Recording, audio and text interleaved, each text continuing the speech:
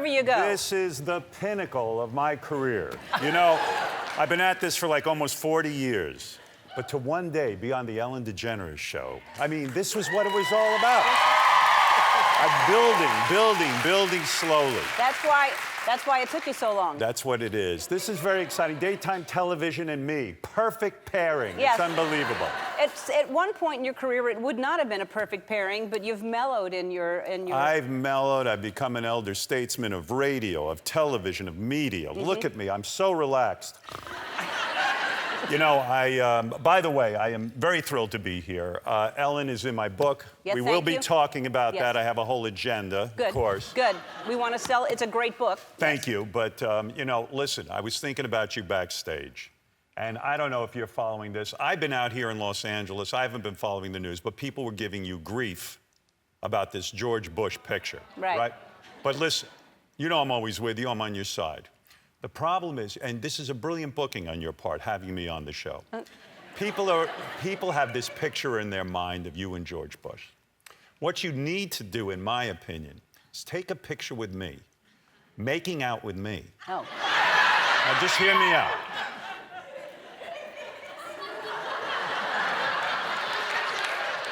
I know, it's hard. Your wife is here. I know. Honey, I was just thinking, once people see me with you, no one's going to be thinking about George Bush. I see. Oh, that's true. That's my thought. I see. You know, in that picture, I was holding my phone. At that time, I was showing him a picture of one of your watercolors because, you know, he paints also.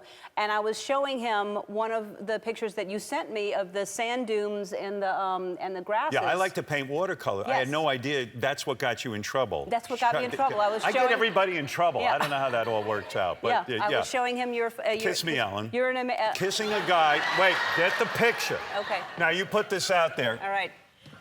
You okay with this? Look, nothing worse can happen to me now. When is the last time you kissed a guy? Like this, I mean. Like, romantically. Wait, how are we going to kiss? Well, you want to erase the George Bush picture. We're not going to make out. Well, I don't mean tongue. No tongue. I mean, no tongue. No tongue. Because, you know, listen, I don't want to make you throw up or anything. No. Listen, just brace yourself. Okay. When is the last time? Not that long ago. Really? I kissed men on the lips. Yes. On the lips? Yes. Who did you kiss on the lips? Probably Colin Farrell. Really? Yeah. No kidding. Leo DiCaprio. Oh, those ugly guys? Yeah. Well, now you're going to kiss a hot guy. All right. Are you ready? I am. I sure am. This is the picture that is going to make America forget that you were sitting next to George W. Bush. You're so smart to do this. Okay. Here we go. Hold it.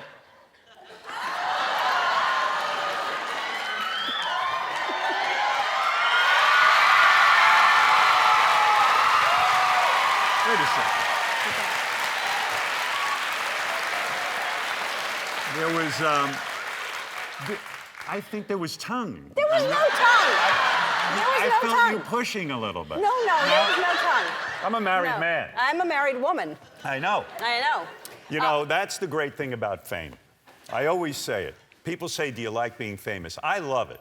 Because, you know, as a young guy growing up, believe it or not, I was very invisible. Nobody paid attention to me.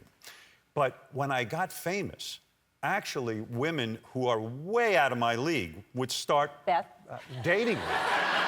So that's the great thing. No, I think you sell yourself short. You're super smart, super charming, super talented in many ways. So don't sell yourself short. Right. But here's the thing. I was scared of you for years. I mean, years. We saw each other at like the upfronts, a television thing when I was starting to do, I don't even know what show I was doing. Is that where we first met? Yeah, well, we didn't really meet. I avoided you. I was scared to death of you. Oh, that's right. I do remember that. Really? Yeah. At like Tavern on the Green. Well, Ellen said to me, when I interviewed Ellen on my show, and this was the point of my book, I felt that when I went to satellite radio, you know, I was on regular radio. It was such a drag because the government was after me every minute. Right. And this invention of satellite radio saved my life because when I went over there, we were free to do whatever we wanted. Right. And as a result, things started to change in my life where I said, you know, this is a great opportunity to really have conversation with people, to sit there and talk to them, to ask questions I never, you know, in my wildest dreams when I started out in radio, I never would have thought that I'd be sitting with you or with David Letterman, or with Madonna. I mean, Paul McCartney, my hero, There is just no way that I could have imagined that my career would blossom that way. Right. And being on satellite radio, I got to ask people questions and really be inquisitive and really get down to it. And I really do mean this, Ellen, and I'm not saying it because I'm here. It was so important for me to do this show to promote the book because you really, out of all of the interviews in this book, yours was the most sensitive, and I learned so much about you, and it really moved me. And I think if you've never heard the interview or you haven't read it, it is really quite remarkable that with your life and what you had to overcome to become a success, and with all the garbage you had to put up with in your life, I think it's just an amazing, inspirational interview that you gave me. Well, Really, thank you. Yeah. It was a great interview. I loved it so much.